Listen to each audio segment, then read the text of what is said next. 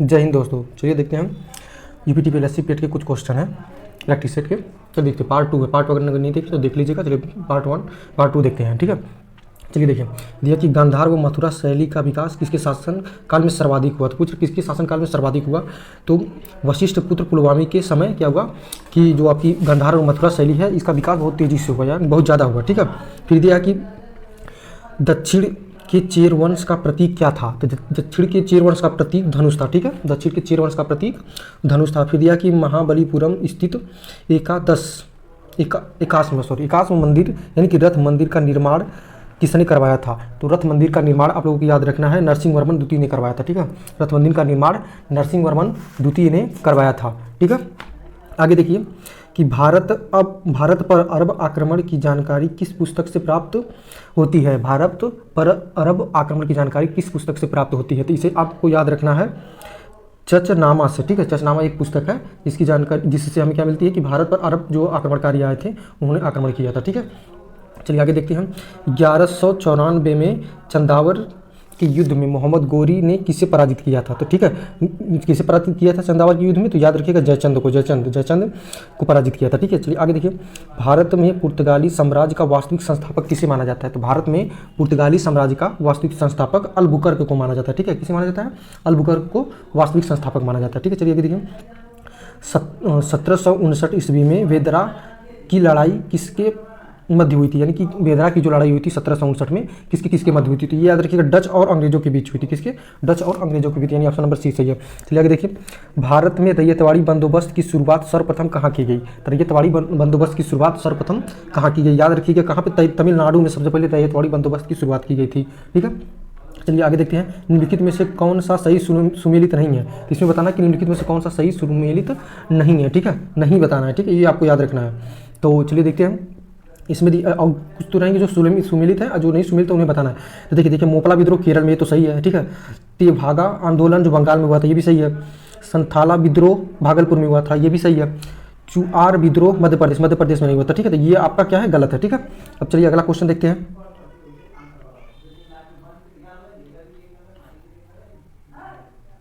चलिए देखिए, दिया है कि निम्नलिखित में से किसने खिलाफत आंदोलन, ठीक है, खिलाफत आंदोलन को प्रारंभ किया। नीचे दिए गए एक कूट में, यानी कि जो आपको ये दिया है इसमें से बताना कि खिलाफत आंदोलन किसने शुरू किया था, ठीक है। खिलाफत आंदोलन, तो खिलाफत आंदोलन आपको 2 लोगों ने शुरू किया था, ठीक है। तो उनका नाम याद रखिएगा, ठीक है। तो नाम में देखिए कौन कौन, ये है आपकी क्या नाम है इनका, शाकिल पहला, ठीक है, शाकिल अली और मोहम्मद अली, ये दोनों ने क्या किया था, खिलाफत आंदोलन आपका शुरू किए थे, ठीक है। चलिए आगे देखते हैं, किस खाड़ी देश को मोतियों का द्वीप, ठीक है, मोतियों यानी किस खाड़ी द्वीप को मोतियों का द्वीप कहा जाता है, ठीक है, मोतियों का द्वीप। तो आपको बहरीन जो है उसको मोतियों का द्वीप कहा जाता है। चलिए आगे देखिए, मध्य अफ्रीका में पाए जाने वाले उष्णकटिबंधीय घास के मैदानी भाग को क्या कहा जाता है। जो मध्य अफ्रीका में घास के मैदान है उन्हें क्या कहा जाता है। तो याद रखिएगा आपको पार्क लैंड कहा जाता है, ठीक है। मध्य अफ्रीका में क्या कहा जाता है, पार्क लैंड कहा जाता है। एल्युमिनियम का अयस्क क्या होता है, एल्युमिनियम का अयस्क क्या होता है, बॉक्साइड होता है। एल्युमिनियम का अयस्क आपका बॉक्साइड होता है, ठीक है। चलिए अगला क्वेश्चन देखते हैं। देखिए क्वेश्चन नंबर 14, यह कि फसलों का आवर्तन क्यों अनिवार्य है। फसलों का आवर्तन क्यों अनिवार्य है, ठीक है। तो इसमें आप लोग याद रखिएगा कि इसका ऑप्शन बी सही है, क्योंकि मृदा की उर्वरता को बढ़ाने के लिए, ठीक है, मृदा की उर्वरता को बढ़ाने के लिए फसलों का आवर्तन अनिवार्य है, ठीक है। इसको याद रखिएगा। यह कि केरल किसकी खेती के लिए प्रसिद्ध है। तो इसमें से जो दिया है ऑप्शन, यानी कि नारियल, काली मिर्च, रबड़, चावल, किसकी खेती के लिए क्या है, केरल आपका प्रसिद्ध है। तो याद रखिएगा कि नारियल भी होता है केरल में, काली मिर्च भी होती है केरल में, रबड़ भी होती है, चावल नहीं है, तो चावल के लिए प्रसिद्ध नहीं थे, यानी ऑप्शन, यानी कि कौन कौन सा है, डी सही है आपका, ठीक है। 1, 2, 3 सही है आपका। देखिए आगे देखते हैं हम, किस दर पर भारतीय रिजर्व बैंक वाणिज्य बैंकों से धन उधार लेता है। तो किस दर पर भारतीय रिजर्व बैंक वाणिज्य बैंकों से उधार लेता है। तो ये आप लोगों को याद रखना है कि रिवर्स रेपो रेट पे क्या होते हैं, जो भारतीय वाणिज्य बैंक है रिजर्व बैंक से क्या लेते हैं, रिवर्स रेपो रेट पे उधार लेते हैं, ठीक है। भारतीय रिजर्व बैंक वाणिज्य बैंकों से रिवर्स रेपो रेट पे, और जब बैंक यानी वाणिज्य बैंक रिजर्व बैंक से लेगा तो ये रेपो रेट पे लेते हैं, ठीक है। चलिए आगे देखते हैं, आपूर्ति वक्र के साथ साथ चलने को, आपूर्ति वक्र के साथ साथ चलने को क्या बोलते हैं, आपूर्ति में विस्तार कहते हैं, ठीक है। आपूर्ति वक्र के साथ साथ हम चलेंगे तो आपूर्ति में विस्तार होगा, ठीक है। चलिए आगे देखते हैं। देखिए हाँ, देखिए दिया कि निम्नलिखित में से किस परिस्थिति में मांग का नियम असफल रहता है। जो आपको विकल्प दिए हैं इनमें से बताना कि किस परिस्थिति में मांग का नियम क्या होता है आपका असफल होता है। ठीक है, मांग का नियम आपका क्या होगा असफल होगा। तो देखिए दिया कि निम्न स्तरीय वस्तुएं, ठीक है, यदि सामान्य स्तरीय वस्तुएं, समान वस्तुएं, गौण वस्तुएं, निम्न स्तरीय वस्तुएं या गौण वस्तुएं, ठीक है। तो ये पूछ रहा है किसमें असफल होता है। ठीक है, तो ये आपको याद रखना कि निम्न स्तरीय वस्तुएं जो होती हैं इसमें आपकी कौन सा मांग का नियम क्या होता है असफल होता है। ठीक है, चलिए आगे देखते हैं कि निम्नलिखित को सुमेलित कीजिए। दिया है कि अल्पाधिकार, तो इधर यानी कि पहला का सी सही है कि ये सही है कि बी सही है, ये आपको याद रखना है। ठीक है, चलिए विकल्प देखते हैं। तो आपका 19 नंबर का सही है, आपका विकल्प नंबर ए सही है। ठीक है, विकल्प नंबर ए एक में देखिए क्या है कि अल्पाधिकार जो होता है आपका वो कुछ बड़े विक्रेताओं तथा अत्यधिक क्रेताओं के लिए होता है। ठीक है, एकाधिकार जो होता है आपका एक विक्रेता परंतु अधिक क्रेता के लिए होता है।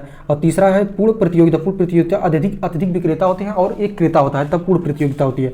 यानी आपका कौन सही है, पहला का होगा आपका बी, दूसरा का होगा आपका सी, तीसरा का होगा ए। ठीक है, तो इस तरीके से ऑप्शन नंबर ये सही है। चलिए आगे देखते हैं।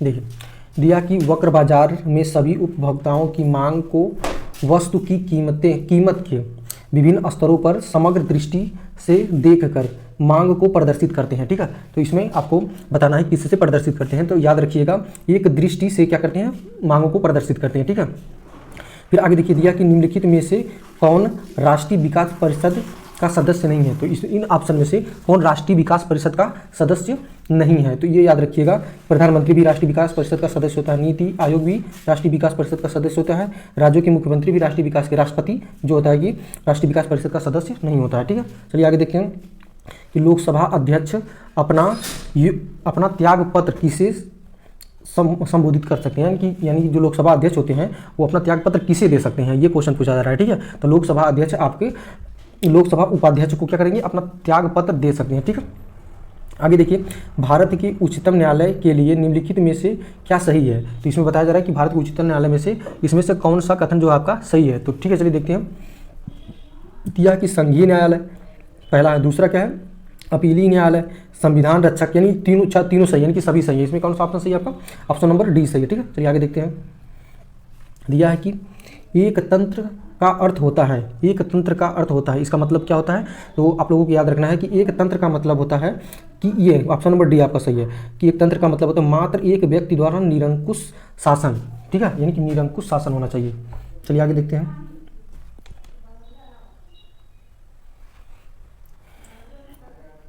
चलिए देखिए दिया कि स्वायंत्रवाद किसका द्योतक है, यानी स्वायंत्रवाद आपका किसका द्योतक है इसे बताना है आपको। तो स्वायंत्रवाद जो होता है आपका, तो हाँ चलिए देखिए स्वायंत्रवाद जो होता है आपका समाज का भी होता है, राजनीतिक का होता है, आर्थिक, ठीक है, पहलुओं पर भी स्वतंत्रता की बात करता है। इसी को बोलते हैं स्वायत्त तंत्रवाद। ठीक है, स्वायत्त तंत्रवाद बोलते हैं। फिर आगे देखिए दिया कि वह मीटर जो वाहन द्वारा तय की गई दूरी को मापता है। इसमें बताना कि जो हम दूरी तय करते हैं तो कौन सा मीटर होता है जो बताता है हमें। ठीक है, तो आपका क्या होता है पथमापी होता है, पथमापी हमें बताएगा कि कितना दूरी हम चले हैं। ठीक है, उसमें लगा होता है। चलिए आगे देखते हैं। दिया है कि गैलीलियो के गिरते, ठीक है, गैलीलियो के गिरते शरीर के नियम को, ठीक है, दिया कि गैलीलियो के गिरते शरीर के नियम को और किस नाम से जाना जाता है। ठीक है, इसको बताना है किस नाम से जाना जाता है। तो याद रखिएगा आप लोग, इसको जाना जाता है कि न्यूटन के प्रथम नियम से ही जाना जाता है। ठीक है, आगे चल देखते हैं। निम्नलिखित में से कौन एक ठोस साल का एक उदाहरण है। ठीक है, ठोस साल का कौन सा एक उदाहरण है। तो इसको आप लोग याद रखिएगा कि जो ये आपका होता है कि रंगीन रत्न यानी कि पत्थर जो होते हैं ठोस साल का एक उदाहरण है। ठीक है, चलिए आगे देखते हैं। देखिए इसमें दिया कि निम्नलिखित में से कौन सी धातु, ठीक है, सामान्यतः बल्ब के तंतु या फिलामेंट के रूप में प्रयोग की जाती है। तो तंतु या फिलामेंट के रूप में जो धातु प्रयोग की जाती है उसका सिंबल क्या होता है ये पूछ रहा है। उसका सिंबल होता है W। ठीक है, चलिए आगे देखते हैं कि एकल कोशिकीय प्राणियों में जीवन की समस्त जैविक क्रियाएं जैसे पाचन, श्वसन और जनन कितनी कोशिकाओं द्वारा किए जाते हैं। ठीक है, जो आपकी एकल कोशिकीय होते हैं उसमें पाचन, श्वसन और जनन कितनी कोशिकाओं द्वारा किए जाते हैं। तो ये आप लोग को याद रखिएगा कि एक कोशिकाओं द्वारा ही सब काम कर लिया जाता है। ठीक है, चलिए आगे देखते हैं। आगे आपका दिया है कि 0, 2 और 4 द्वारा बनी बृहद और लघु अंकीय संख्याओं का औसत क्या होगा, ठीक है। तो बृहद और लघु संख्याओं का औसत, देखिए इसमें कौन कौन सी संख्या बना सकते हैं। तो बृहद संख्या अगर बनाएंगे तो क्या लिखेंगे, पहले 4 लिखेंगे, फिर 2 लिखेंगे, फिर 0, तो 420 सबसे बृहद संख्या इससे बना सकते हैं। और सबसे छोटी संख्या आपको बनाना होगा तो क्या बना सकते हैं, आपको 0, 2 और 4, यानी कि 24 सबसे छोटी संख्या बना सकते हैं, ठीक है। तो 3 अंकीय संख्याओं, इसमें 3 अंक की संख्या होनी चाहिए, तो ये आपको याद रखना है, ये नहीं बनाएंगे, ठीक है। 3 अंक की संख्या होनी चाहिए, तो 2, 0, 4 ऐसे होगा। तो इसमें से क्या करेंगे, इन दोनों को ऐड करेंगे, ठीक है। इन दोनों को ऐड करके 2 से भाग दे देंगे, ठीक है। जब इन दोनों को ऐड करके आप 2 से भाग देंगे, चलिए देख लेते हैं। तो यहाँ पे जाएंगे, जोड़ेंगे 4 हो जाएगा, ये होगा 2 आपका, ये हो जाएगा 6। अब इसमें 2 से भाग देंगे तो 2 3 6, 2 1 2, 2 दूना 4, 312, यानी कि ऑप्शन नंबर ये आपका क्या है, सही है, ठीक है। यहाँ पे दिया 3 अंक, इसलिए पहले 0 को नहीं रखेंगे, पहले 2 को रखेंगे। अगर 0 रखेंगे तो 2 अंक, यानी 24 सिर्फ जो 2 अंक की संख्या हो जाएगी, इसलिए उसको ऐसे रखेंगे। चलिए आगे देखते हैं। दिया कि यदि n प्राकृतिक संख्या हो तो किस संख्या को n, n+1, n+2 के रूप में लिखा जा सकता है। इसमें से कौन सी संख्या है जिसे n, n+1, देखिए यहाँ पे दिया n, n+1, n+2 के रूप में लिखा जा सकता है। इसमें से n एक प्राकृतिक संख्या हो तब, ठीक है। प्राकृतिक संख्या क्या होती है, 1, 2, 3, 4, इसे क्या बोलते हैं, प्राकृतिक संख्या होती है, ठीक है। तो यहाँ बोला है कि n, n+1 किसे प्राकृतिक रूप में रखा जा सकता है, ठीक है। तो चलिए आगे देखते हैं। तो इसका आप लोगों को आंसर याद रखना है कि इसका आंसर होगा आपको 6, ठीक है। 6 अगर रख देंगे तो देखिए यहाँ अगर n की प्राकृतिक संख्या ले लेंगे तो 6 होगी, 6 रखेंगे यहाँ पे, 6 के बाद 7 आएगा, 7 के बाद क्या आएगा आपका, 7 के बाद 8 आएगा, ठीक है। अगर ठीक है, चलिए आगे देखते हैं, इसको 6 रखना है। चलिए देखिए, दिया कि किसी विद्यालय में लड़कों और लड़कियों की संख्या का अनुपात दिया है, ठीक है। 3 संबंधी 2 है। यदि 20% लड़के और 40% लड़कियां, ठीक है, लड़कियां छात्रवृत्ति प्राप्त करती हैं, तो छात्रवृत्ति प्राप्त करने वाले विद्यार्थियों का प्रतिशत कितना है, ठीक है। तो ये आपको बताना है। तो आप लोग मान लीजिएगा यहाँ पे जो कितने हैं, 3 संबंधी 2 के अनुपात में है, ठीक है। 3 संबंधी 2 के अनुपात में है, तो टोटल कितने मान लीजिए कि 3 या मान लीजिए ये लड़के कितने हैं, 30 हैं, और लड़कियां कितनी हैं, 20 हैं। टोटल लड़के कितने हैं, 50 हैं। तो पूछ रहा है कि किसका पूछा है, छात्रवृत्ति पाने वाले विद्यार्थियों की संख्या का अनुपात पूछा है, ठीक है। प्रतिशत पूछा है, जो छात्रवृत्ति पाए हैं, तो कितने लोग छात्रवृत्ति पाए हैं ये बताना है। तो इसको आप लोग याद रखिएगा कि 40%, यानी कि इसका देखिए 20% लड़के छात्रवृत्ति पाए हैं, इसका 20% निकालेंगे 300 का, ये 0 0 कट जाएगा, यानी कि कितने लड़के बाद छात्रवृत्ति पाए हैं, 6 लड़के छात्रवृत्ति पाए हैं। और यहाँ पे 20 हैं और 40 पाए हैं, 40% यानी कि 100 होगा, यानी कि ये 0 कट जाएगा, यानी कि 8 लड़के पाए हैं, ठीक है। 8 लड़के क्या पाए हैं, छात्रवृत्ति, यानी कि टोटल लड़कों में से टोटल विद्यार्थियों की संख्या कितनी है, 14 बटे आपका क्या हो जाएगा, 50 गुणे कितना होगा, 100 होगा। तो इससे काटेंगे 2 आएगा, ठीक है। तो ठीक है, तो 50 लड़के हैं टोटल, उसमें से छात्रवृत्ति पाने वाले की संख्या कितनी है, 3 दूना इधर 6 हो जाएगा आपका, और छात्रवृत्ति न प्राप्त करने वाले, ठीक है, ये प्राप्त करने वाले कितने हैं आपके, 14 हैं। अब 50 में से 14 घटा देंगे तो आपको कितना आएगा, 36, 36 दूना 72, 72 आपके कितने होंगे, छात्रवृत्ति प्राप्त किए हैं, ठीक है। चलिए आगे देखते हैं। देखिए दिया कि इतना और इतना का मान ज्ञात करना, ठीक है। तो इसके लिए देखिए कैसे सॉल्व करते हैं, तो इसको आप लोग याद रखिएगा कि जो ये होता है इसको हम लिख सकते हैं n 6 power n multiply 6 power 3 minus 32 multiply है, ठीक है। इसको लिख सकते हैं 6 के पावर n प्लस गुणे 6 के पावर 1 लिख सकते हैं। इसी तरीके से इसको लिख सकते हैं 6 के पावर n गुणे 6 के पावर 2 माइनस 2 गुणे 6 के पावर n गुणे 6 के पावर 1, यानी कि 6 पावर 1, 6 पावर 1, 6 पावर 1 ये सब क्या हो जाएंगे, कैंसिल हो जाएंगे।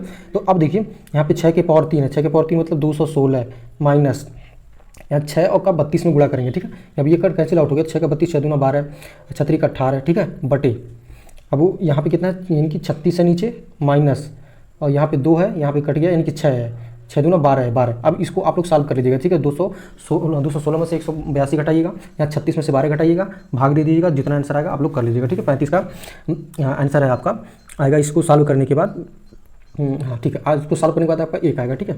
इसको सॉल्व कर लीजिएगा। चलिए देखते हैं आगे। हाँ चलिए देखिए आगे, क्वेश्चन नंबर 36। क्वेश्चन नंबर 36 का आपका दिया है कि बुलावा में कौन सा प्रत्यय है, ठीक है। तो बुलावा में आवा प्रत्यय है, ठीक है। कौन सा प्रत्यय है, आवा प्रत्यय। दिया कि रति किस रस का अस्थायी भाव है, तो रति जो होता है आपका श्रृंगार रस का अस्थायी भाव होता है, ठीक है। रति यानी प्रेम, श्रृंगार रस का होता है। देखिए निम्नलिखित में से स्त्रीलिंग शब्द चुनिए, तो इसमें बताना कौन सा शब्द स्त्रीलिंग है, ठीक है। तो स्त्रीलिंग कौन सा है, तो आलम ये पुलिंग है, अकाल पुलिंग है, तलवार जो है आपकी स्त्रीलिंग है, और आश्रम क्या है, पुलिंग है, ठीक है। तो ये आपका ऑप्शन नंबर सी से, तलवार क्या है, स्त्रीलिंग है, तो स्त्रीलिंग पूछा है, ठीक है। चलिए आगे देखते हैं। देखिए दिया कि तुलसी राम नाम सम मीत न आन, ठीक है। ये आपका दिया है कि पूछ रहा है इसमें क्या है, दोहा है, रोला है, बरवा है कि छप्पा है। इसमें क्या करेंगे, इसमें लिखेंगे मात्रा, यहाँ एक मात्रा होती है, यहाँ एक मात्रा, यहाँ दो मात्रा, यहाँ दो मात्रा, यहाँ एक मात्रा, दो मात्रा, एक मात्रा, एक एक दो एक एक दो एक, तो गिनिए 1 2 2 4 2 6 7 7 2 9 9 1 10 1 11 1 12 12 2 14 14 1 15 1 16 16 और 16 के बाद क्या होता है आपका, 16 में 2 जोड़ेंगे तो हाँ 16 2 18 1 19, ठीक है, यानी 18 यानी कि 19 मात्राएं हैं। तो ये आप लोग याद रखिएगा कि 12वें में होती हैं टोटल, ठीक है, 12वें में होती हैं आपकी इतनी मात्रा है। तो ये क्या कौन सा है, 12वां है। तो टोटल मात्रा देखिए 1 2 3, ठीक है, ये कही है, तो इसमें इतना है, 12वें में होती है आपके, ठीक है। तो ये याद रखिएगा, इसमें कौन सा मात्रा गिनिएगा, ये 12वां है। तो चलिए आगे देखते हैं। मेघ आए बड़े बन ठन के सवर के, ठीक है, उपयुक्त में बताना है कि कौन सा अलंकार है। मेघ आए बन ठन के बड़े बने सवर के, ठीक है। इसमें मानवीकरण अलंकार है। देखिए जब क्या होगा कि बन ठन के यानी कि मानव ही बन ठन के होता है ना, तो जब मानव की क्रियाकलाप के अनुसार प्रकृति को दर्शाया जाता है तो वहाँ मानवीकरण अलंकार होता है, ठीक है। चलिए देखते हैं अगला क्वेश्चन देखते हैं। देखिए इसमें दिया है कि इसमें कौन सा क्या है, विषम है, इसमें कौन सा विषम है। तो ये आपको याद रखना है कि क्वेश्चन नंबर 100 क्वेश्चन नंबर आपका है 47, ठीक है। तो 47 में आपको याद रखना कि इसमें कौन सा क्या है, विषम संख्या, विषम है ना, यानी कि इसमें कौन सी विषम है। तो चलिए याद रखिए, हाँ देखिए इसमें दिया 133, इसमें दिया है कि 253, इसमें दिया है 231, इसमें दिया है 209, ठीक है, कितना दिया है 209। तो इसमें बताना कि कौन सा क्या है, भिन्न है, तो कौन सा भिन्न है इसे बताना, ठीक है। चलिए आगे देखते हैं। ये देखिए 11 से डिविजिबल है, ये भी 11 से डिविजिबल है, इसको डिविजिबल करेंगे 11 से, तो ठीक है, ये 11 से अगर इसको डिविजिबल करेंगे तो ये भी डिविजिबल है, ये 11 से डिविजिबल नहीं है, तो ये कौन सा है, ये वाला आपका भिन्न है। तो चलिए इधर देखते हैं आगे। यहाँ पे दिया है कि सी को लिखा है 1, यल को लिखा है कितना आपका 9, सॉरी ओ को लिखा है क्या 9, यल को लिखा है क्या 8, यू को लिखा है 3, यम को लिखा है 2, ठीक है। तो अब आगे देखिए जितना इसमें वर्ड है वही वर्ड इसमें है, तो उसी तरीके से होगा, ठीक है। सी को क्या लिखेंगे 1, ओ को लिखेंगे 9, यम को लिखेंगे 2, इसलिए देखो यम का मान यहाँ पे 2 है तो 2 लिखेंगे, ठीक है। और ओ को लिखेंगे कितना 9 और यन को लिखेंगे 7, 7 है ना, तो ये ऑप्शन नंबर ए आपका क्या है, सही है। चलिए आगे देखते हैं। देखिए ये आपका कथन और परिकल्पना यानी पूरा उदाहरण कह दिया कि पटना से दिल्ली पहुंचने के लिए, इसमें आपको कल्पना नहीं करना है, यानी कि पूरा उदाहरण, कल्पना यानी परिकल्पना मतलब हम कौन सा वर्ड बोल रहे हैं, कि क्या सोच के बोल रहे हैं वो बताना, ठीक है। दिया है कि पटना से दिल्ली पहुंचने के लिए हवाई जहाज से जाओ, ये कहा गया है, ठीक है। तो दिल्ली से पटना वायुयान से जुड़ा है, ठीक है, दिल्ली से पटना वायुयान से जुड़ा है, तभी बोला गया है कि वायुयान से जाइए दिल्ली से पटना, ठीक है। तो ठीक है, पहला कथन सही, लेकिन पटना से दिल्ली पहुंचने के लिए दूसरा साधन नहीं है, तो ये गलत है। तो ये हमारा कथन में कहा है कि पटना से तभी हम हवाई जहाज से जाएंगे जब उसके लिए साधन से जुड़ा होगा, यानी सिर्फ निष्कर्ष आपका एक सही है, ठीक है, ये का अनुसरण कर रहा है केवल। चलिए आगे देखते हैं। देखिए ये भी आपका कथन निष्कर्ष का ही है। तो कथन निष्कर्ष में देखिए यहाँ पे दिया है कि है डॉलर, ठीक है। चलिए देखते हैं। तो यहाँ पे आपको बताना है कि डॉलर और हैज की जगह हम क्या रख दें, ठीक है। डॉलर और हैज की जगह क्या रख दें कि यम जो है, टी जो है यम से बड़ा हो जाए, ठीक है। तो डॉलर की जगह क्या रखेंगे, उसकी जगह क्या, देखिए यम कहाँ है आपका, यहाँ पे है, और यहाँ पे डॉलर है, यहाँ पे हैज है, ठीक है। तो रिलेशन आपको ढूंढ के रखना है कि किससे किससे, ठीक है। तो यहाँ पे देखिए पी है, फिर ए है, यहाँ पे कौन सा रखें, अगर हम पहला ऑप्शन रख दें, ठीक है। अगर हम क्या रखेंगे, पहला ऑप्शन अगर रखेंगे तो चेक कर लीजिए, चेक करेंगे तो यहाँ पे ये ग्रेटर देन होगा यहाँ पे, और यहाँ पे क्या होगा ग्रेटर देन और इक्वल टू होगा। तो देखिए ये ऐसे ही दोनों क्या हो गए, मतलब कि ठीक है, दोनों ही क्या हो गए, विपरीत चिन्ह वाले हो गए, इसलिए पहला ऑप्शन सही नहीं होगा। दूसरा देखिए अगर हम यहाँ पे रख दें लेस देन और इक्वल टू, यहाँ पे रख दें इक्वल टू, तो ये आपका हो सकता है, ठीक है। यही आपका विकल्प नंबर सी सही है, तो ये आपको सॉल्व करना है, ठीक है। चलिए आगे देखते हैं, ठीक है। चलिए देखिए दिया कि उत्तर प्रदेश मंत्रिपरिषद ने उत्तर प्रदेश कामगार और श्रमिक आयोग के गठन का निर्माण किया। इस आयोग के अध्यक्ष कौन होंगे, ठीक है। तो उत्तर प्रदेश के जो श्रमिक वाला आयोग है उसके अध्यक्ष कौन होंगे, तो कौन होते हैं, तो मुख्यमंत्री अथवा उनके द्वारा नामित कैबिनेट मंत्री होते हैं, ठीक है, उसके अध्यक्ष होते हैं, ठीक। चलिए अगला क्वेश्चन देखिए, दिखा किया कि फरवरी 2021 में उत्तर प्रदेश में पहली वातानुकूलित फल मंडी यानी कि जो आपकी मंडी लगती है फलों की, वातानुकूलित मंडी कहाँ पे बनाई गई है, तो ये आपको याद रखना है कि वातानुकूलित मंडी आपकी अयोध्या में बनाई गई है, ठीक है। चलिए अगला क्वेश्चन देखते हैं।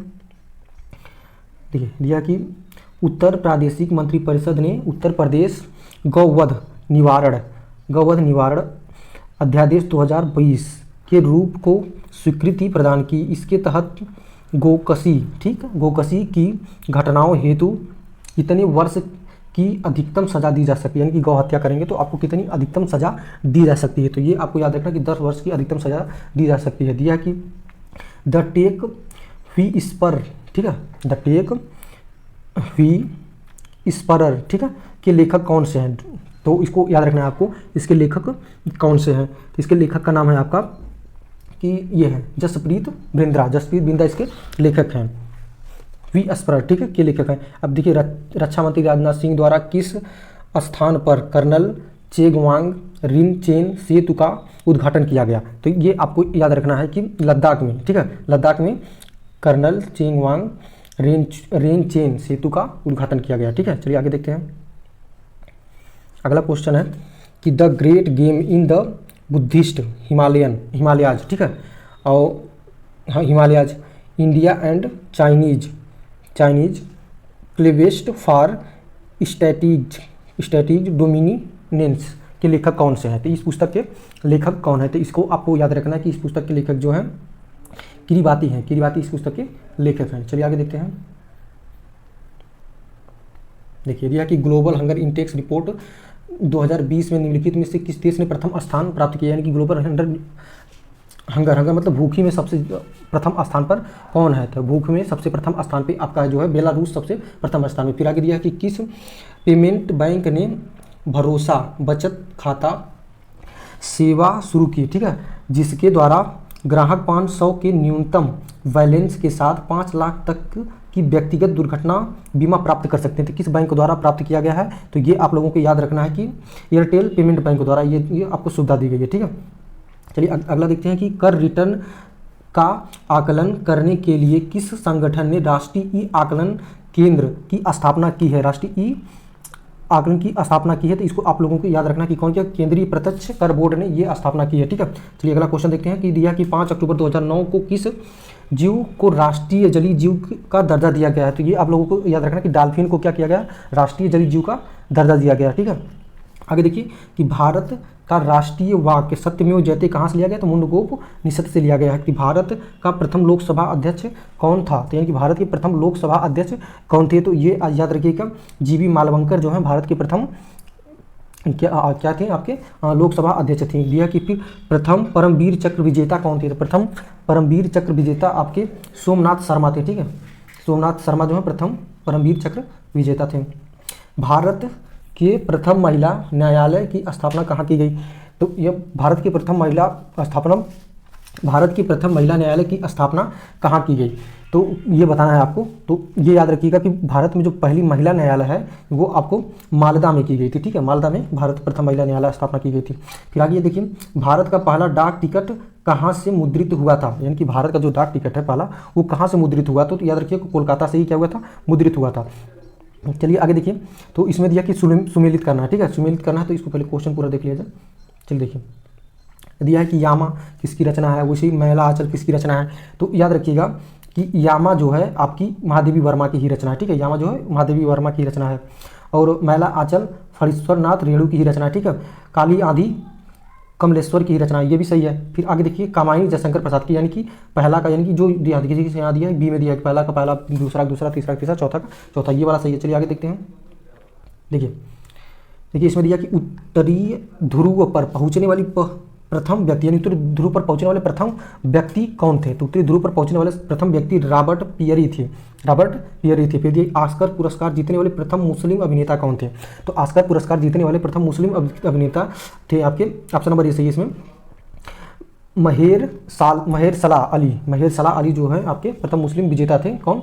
ऑस्कर जीतने वाले। दिया कि भारतीय टैंक कड़ किन 2 टैंकों का मिश्रण है? जो भारतीय आपका टैंक है वो किन 2 टैंकों का मिश्रण है? तो ये आपको याद रखना है कि अर्जुन और T-72 का क्या होता है? मिश्रण है। ठीक है, तो ठीक है, धन्यवाद। इतना क्वेश्चन था हमारे पास। ठीक है, अब मिलेंगे नेक्स्ट वीडियो में। पिछले वीडियो नहीं देखे होंगे तो देख लीजिएगा।